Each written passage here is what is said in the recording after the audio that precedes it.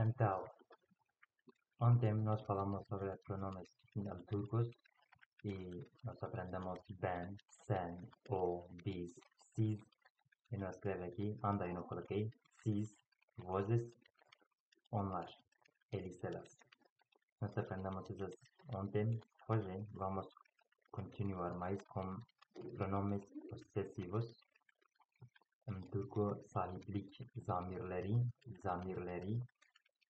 Essa nós sabemos que pronomes ben, sen, o, bis, onlar. Em português, eu, tu, o, você, ele, ela, nós, eles, elas. E forma possessiva será assim: para mim, eu, ser, benim, meu, minha, benim, senin, teu, tua, onun, deli, dela, bizim, nosso, nossa, onların, deles, delas. Será assim? E eu falava sobre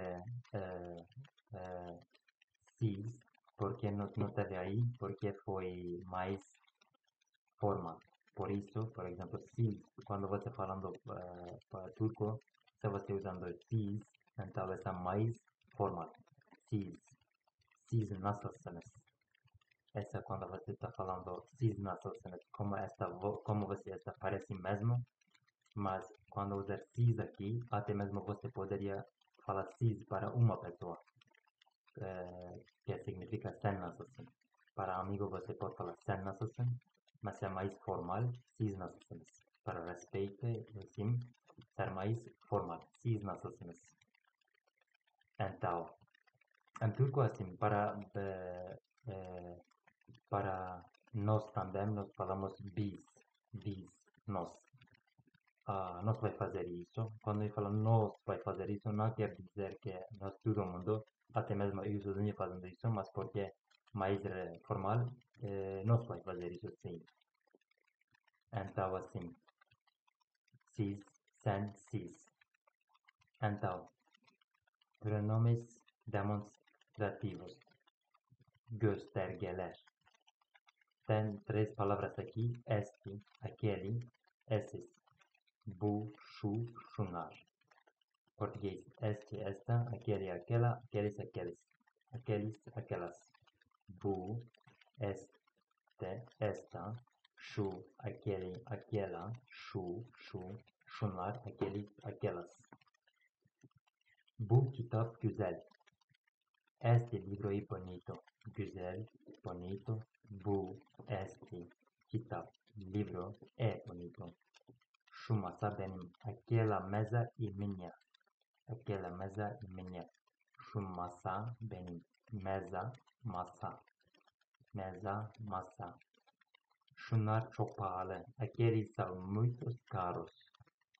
Aqueles, şunlar, çok, muito pahalı, caros.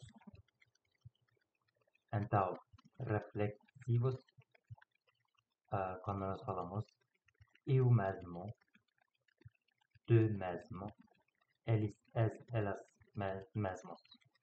Quando nós falamos assim, para mim, eu mesmo, kendim, eu mesma, kendim, tu mesmo, tu mesma, kendim, kendim, kendim, kendim, kendim, kendim, ileri, kendileri. Ben kendimi tanıyorum. Eu me conheço. Ben kendimi tanıyorum. Conheço. Tanıyorum. Sen kendini geliştirmelisin. Desenvolver. Você deve se desenvolver. Geliştirmelisin. Desenvolver. Deve se desenvolver. Para verdade, tu deves te desenvolver. Tu deves te desenvolver. Onlar kendilerini savunuyorlar. Eles estão defendendo. Eles estão se defendendo. kendilerini savunuyorlar. Savunuyorlar. Assim, temos para turco y portugués. Vamos rápido a leer todo en turco de nuevo. Ben, sen, o, biz, onlar. Ben,